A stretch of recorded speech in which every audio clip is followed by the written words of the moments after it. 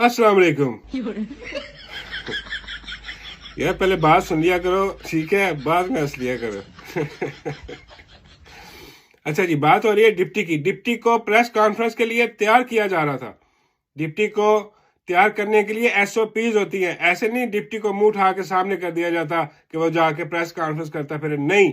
उसके लिए कुछ लवाज़मात हैं, वो लाजमी उसको करनी पड़ती हैं।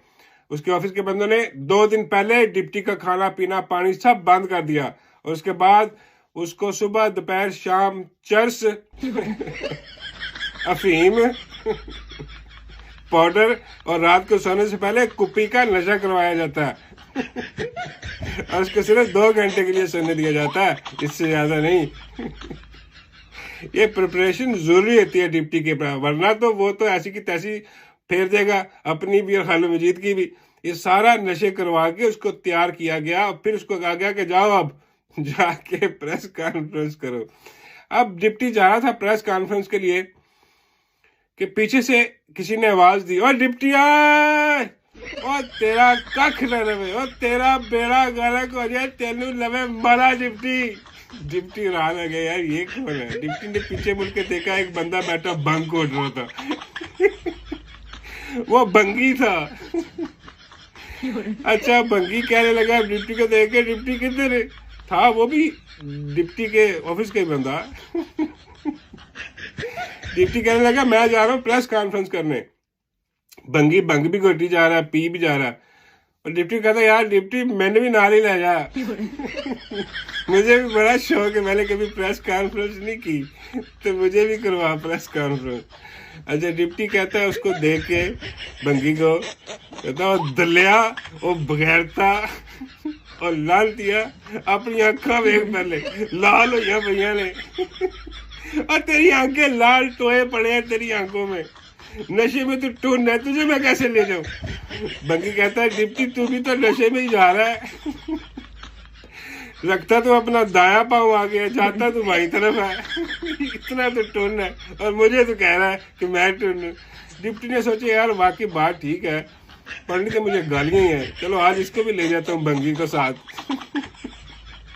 थोड़ी गालियां इसको भी पड़ जाएंगी, या शायद वहां मान ही जाए कि भंगी ठीक कह रहा है।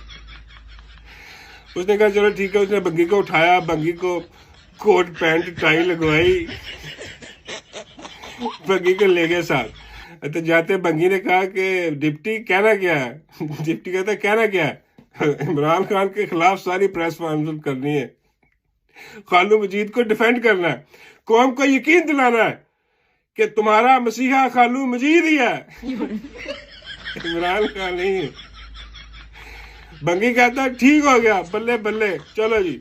अब जाके प्रेस कॉन्फ्रेंस में पहुंचे हैं और भंगी जो था पहले कभी की नहीं थी प्रेस कॉन्फ्रेंस में। भंगी एकदम इतने बंदे देख के परेशान हो गया, रोने लग गया। रोई जावे, आंखें उसकी पहले ही लाल, आपने देखा ही होगा। बुरे हाल भंगी के। भंगी के बुलाया, कहता आगे साफी बैठे, इनको मैं क्या जवाब दूंगा। डिप्टी ने हल्का सा कहा है साफी नहीं सारे लिफाफे हैं। इनको चुन चुन के बिठाया पर्चियां दे के, ये सिर्फ इमरान खान के खिलाफ भौंकेंगे और कुछ नहीं, परेशान नहीं होना।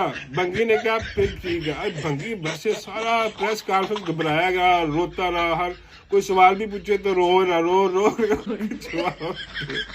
डिप्टी अपनी चवले मारता रहा। एनीवे प्रेस कॉन्फ्रेंस इन्होंने खत्म की, वापस गए। आगे से खालू मजीद के पास खबर पहुंच गई थी कि कौम नहीं मान रही। अच्छा, खालू मजीद ने कहा डिप्टी हो बगैरता हो, तेनू लवे मोला, तू भंगी को क्यों ले गया साथ। डिप्टी का मैं साथ लेके गया कि शायद कौम इसकी बात मान ले। ये बड़ा मोतबर बना दिखता था। पहली बार सामने आया कैमरे के, मैंने कहा शायद। और खालू मजीद कहता तूने इसको एक्सपोज करवा दिया है। इसका तो पहले ही बेड़ा गर्क हुआ पड़ा भंग पी पी के, अब सारी दुनिया को पता लगे कि ये भंगी है, इससे क्या होना। खालू मजीद ने कहा तुम दोनों मेरी कुटिया डुबो के रख दी तुम दोनों ने, इससे तो बेहतर था कि लाडो रानी और डड्डू चाचा को भेज देता मैं अपना डिफेंस करने के लिए।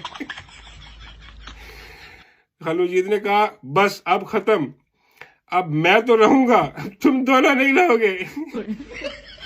बस आप समझे कि भंगी और डिप्टी अब दोनों कुर्बान होने लगे खालू मजीद पर। और अगली प्रेस कॉन्फ्रेंस डड्डू चार्जर के साथ और लाडो रानी के साथ, दरमियान में खालू मजीद खुद बैठ के करेगा।